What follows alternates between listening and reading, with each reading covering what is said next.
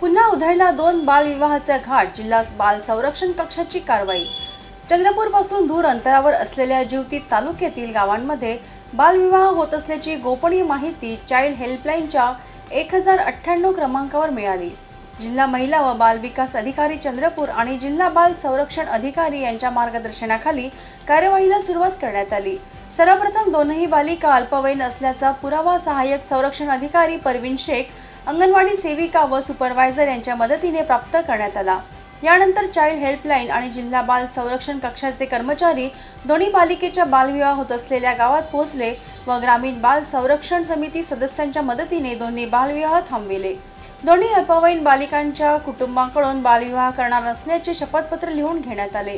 या संपूर्ण कारवाई दरम्यान जिल्हा महिला व बालविकास अधिकारी दीपक बाणाईत, जिल्हा बाल संरक्षण अधिकारी अजय साखरकर, चाइल्ड हेल्पलाईनचे अभिषेक मोहर्ले यांनी महत्त्वाची भूमिका बजावली।